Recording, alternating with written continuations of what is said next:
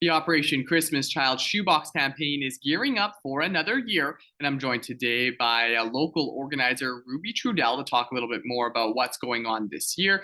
Now, Ruby, this campaign has been going on here in Lloydminster for more than 25 years, but for those who don't know anything about us, give us a run through of how it works.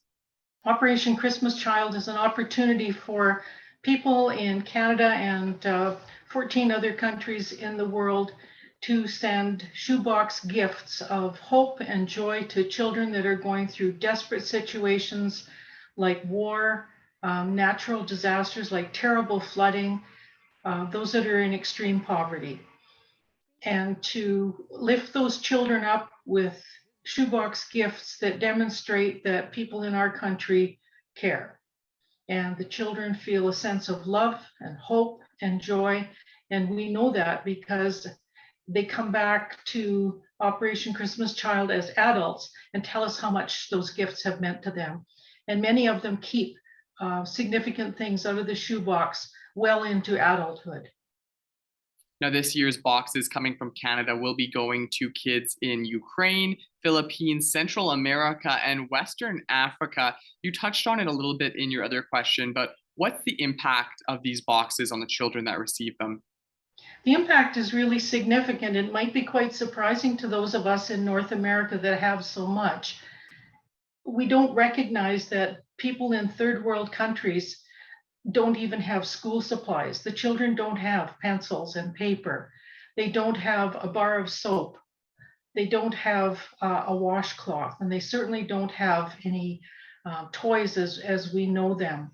And to be able to put those things into the hands of a child and into a community just makes such a significant impact. And it makes the children feel a sense of hope. They tell us that oftentimes they're in a situation where they just feel hopeless, like their life is never going to change. It's always going to be this extreme poverty. And then they get a shoebox gift, and it demonstrates to them that somebody in the rest of the world actually cares about them and the situation that they're in. And it lifts them up, and it gives them an encouragement to carry on. We hear that over and over and over. There are just so many, many, many stories. That's great to hear. And I know that last year, over 2,000 boxes were sent from this area alone. For people who are interested this year in sending their boxes, I know they should take plastic off of the items and tags off, but what should they be putting in their boxes? Probably the most important thing to a child is a wow item. So that is the item that when the child opens the box, their eyes just light up. And for many of us, that's a cuddly thing, a teddy bear, or a cuddly toy of some kind. That's probably the most significant thing to the child, but then also the practical items of school supplies like pencils and crayons and writing paper, and hygiene items like a toothbrush and soap in a solid container and a washcloth, and then a few toys as well. That's awesome. You want to make sure you're doing a well-rounded box, a little bit of everything in there. Where can people pick up a box here in town and then drop them off to be sent away? We have several businesses in Lloydminster where people can pick up a shoebox. Walking on Water, of course, is the ultimate toy store, so they have boxes. And Silverwood Toyota has boxes. Spiro's Restaurant and Sobeys also has boxes. And then Dollar Store with More has two kinds of boxes. You can either get an empty box and fill it yourself, or you can purchase one of the boxes that they have already pre-packed. And boxes, when you choose a box, you also have to decide whether you want it to go to a boy or a girl. And then you also have to decide on the age. There are 3 different age groups. And for those that would like to do something really special, the most difficult group to find a box for is the boys aged 10 to 14.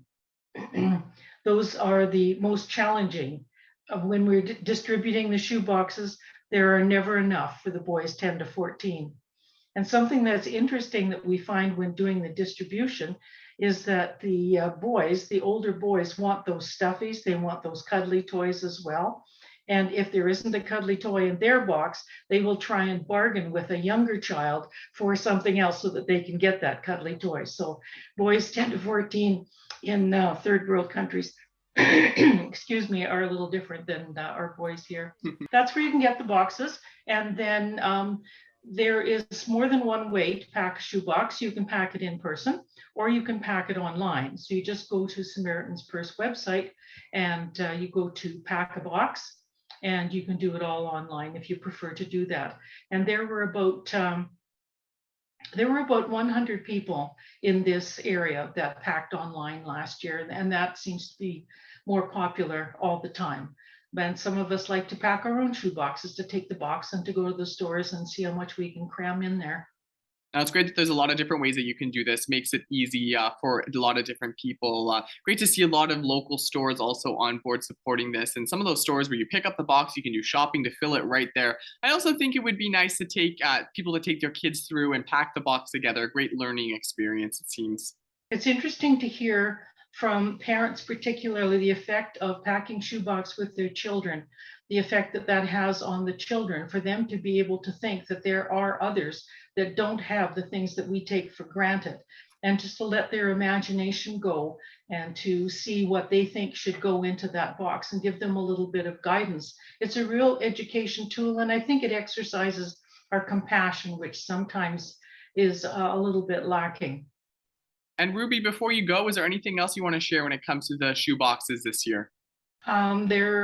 This campaign comes to an end the third week in November. So November 14th to the 20th is the collection week, and people can drop off their boxes at Safeway, at Spiro's, at Silverwood Toyota, Southridge Community Church, and Walking on Water. Those are the places that they can drop them off. If they have boxes from a team, like there are a few businesses in town that are packing boxes as a team, if you bring them to Southridge Community Church, we can record that as a team and keep track of that from one year to the next.